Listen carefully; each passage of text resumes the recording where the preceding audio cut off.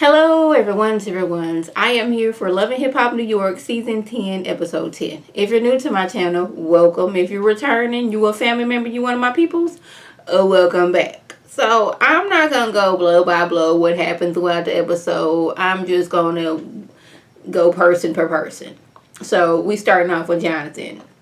He is feeling guilty that he doesn't have the money to help his nephew who has he's not able to his condition, and I can't pronounce it, so I don't want to mess it up. He's not able to walk. He's getting around on like this little scooter thing, and the only option that the doctors are really giving him or suggesting is amputation. The only thing that insurance will really cover is amputation. And like, he's still a young man, and like Jonathan and his, I guess Johnson's sisters, they don't want that for him, but they just don't have the money. But they have found a doctor in Spain who can operate on him. So I don't know if it's going to make him be able to walk, but be able to operate on him so he won't have to get his legs amputated. But the only thing is, Jonathan doesn't have the money.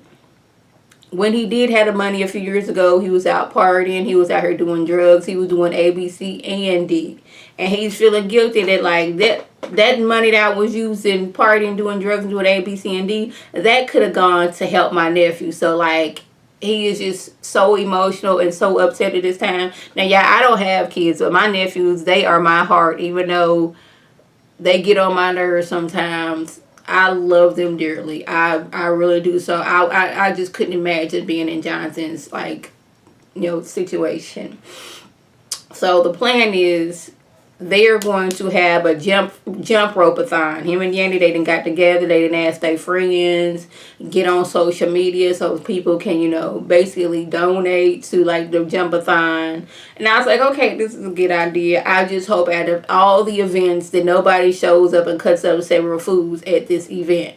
Now, Chrissy, she had already said that she will send a check and she doesn't want to go. And I would have wanted her to go, but then at the same time, I wouldn't want nothing to jump off at this, event for Jonathan's nephew.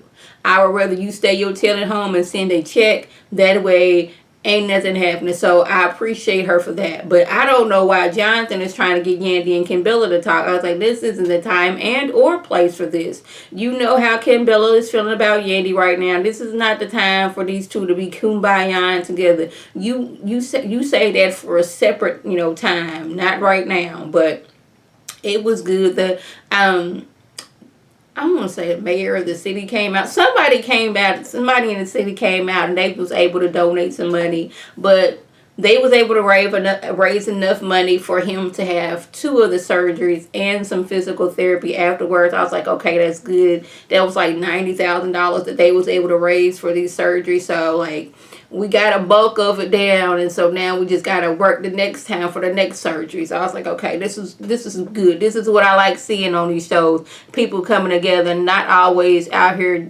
jumping, stupid, and doing all kind of crazy mess. Olivia, she is engaged now. She has this huge rock on her finger, which, I mean, I don't know if it's just me, but it seems like the bigger the diamond, the faker it looks. It wasn't my style. I think it just needed to be a little bit smaller, but it's not my ring to wear. It is her ring to wear. Yandy tells her how Kimbella and Chrissy, they are now like the best of friends, and Kimbella's looking at me like I'm the enemy. She's looking at me like I'm the one who drug her across the room and not Chrissy. So, yeah, but Olivia's like, well, dang, y'all was like the best of friends, like me and Rich. And speaking of Rich, he stole money from me. He stole $117,000 from me. And Yandy's like, are you sure he stole from you? Because I know Rich. Rich wouldn't do that. She's like, yes, he stole from me. Like, you don't think that was like he was covering business expenses? No, he stole from me. And this isn't, I'm just not coming out of the woodworks, years later asking for my money. I've called him. I've texted him. I have emailed him. My lawyer has tried to call him. He done changed his number several times, and Yandy can attest to that. Like, yeah, he does change his number and move a lot. So I was like, it seemed like he was dodging her, but I don't know. But like, when you moving a lot and you changing your number and I'm trying to get hold of you that seemed a little bit, it seemed a little fishy to me. So, yeah. Rich, he goes over to the one person that he knows who handles the money and knows where money goes, and that is Mama Dollars. And he tells her that I went to the studio, and who was there but Olivia? And she got to seeing how I stole money from her. And Mama Dollars was like, hold up now.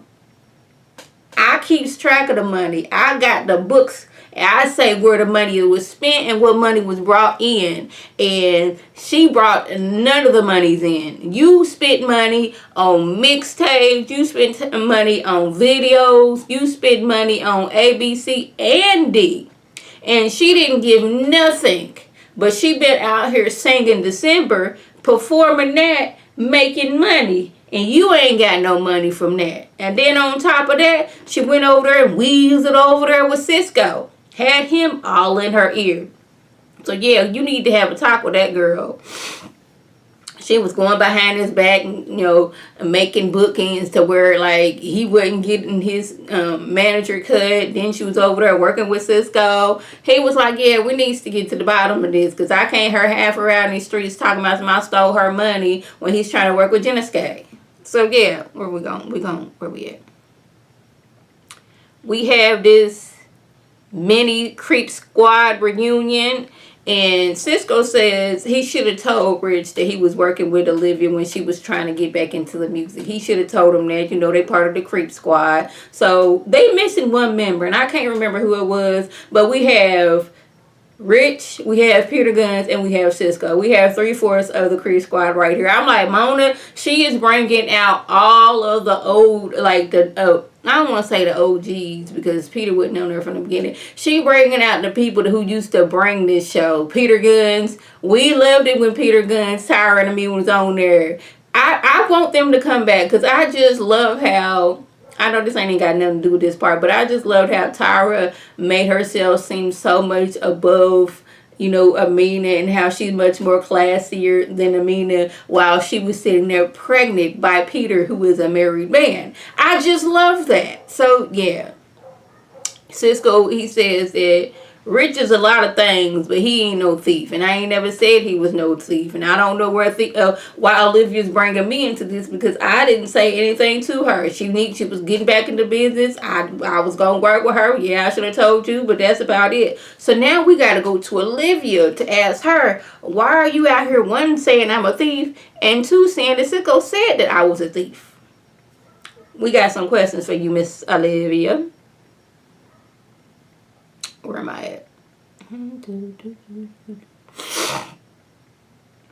Kimbella, she's still mad that Yandy didn't help her when Chrissy blacked her eye and, flung her over a couch and had her legs spread eagle so the world could see all of her business. Like, you ain't jump in to help me. You just stood there where I was getting drugged, literally getting drugged by her.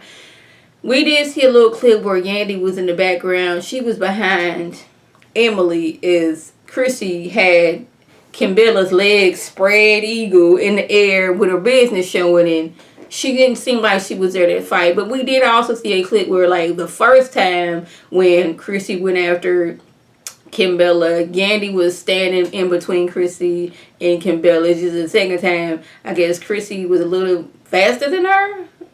But yeah.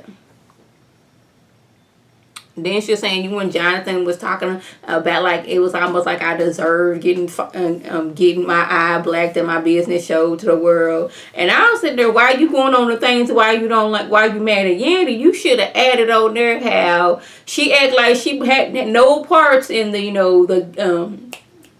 run up on Mendeece's baby mamas. Y'all remember, I don't know if it wasn't last season, and I don't know if it was the year before that or the year before that, but whatever season it was when the baby mothers were against Yandy, and Yandy was on the whole season it was the season after Yandy and Mendeece's, like, wedding special, because I think Mona got mad and when she found out that Yandy and Mendeece's, they weren't legally married because Yandy didn't take no paperwork down there. So she was kind of, getting back at Yandy just a little bit. But y'all know, Kimbella went to Little Mendice's birthday party, showed up, was kind of sort of acting a fool, while Gandy and I think somebody else was around the corner in a van waiting on Kimbella while she was out there acting a fool. I think they even had like on like walkie-talkies or on or something like that. I may have just made that up in my mind or may not have made that up, but the point being it was Yandy and Kimbella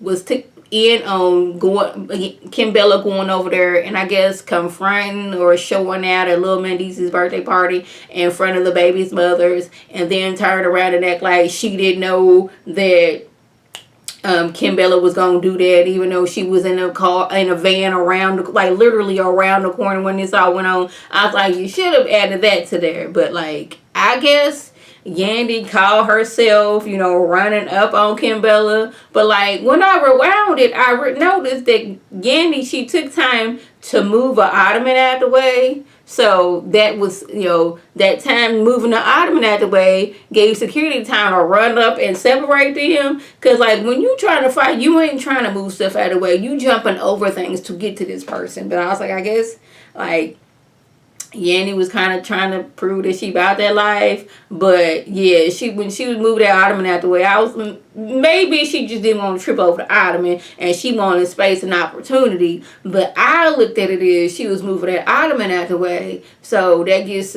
one security time that, oh, she finna run up on her and get to me before I get to her, so she won't get at me. I could be wrong about that. So I think that's everything that I wrote down. Yeah, Creep Squad met up again. Yeah, so that was the gist. If I left anything out, by all means, leave a comment below. If you're new to my channel, welcome. Feel free to subscribe. It's free all day, every day, free 99. Make sure your notifications are on with my beautiful face. Puts up a video, you can click on it, you can like it, you can share it with your people, and you can come over and be one of my people. If you already a family member, one of my peoples, and that is what I call my subscribers. Y'all my family member, y'all my people. If y'all already family member and peoples, welcome back. And y'all know what to do. Tell your people to tell their people to come over here and be one of my peoples by clicking that icon above. This is Lady T signing off. Have a good one.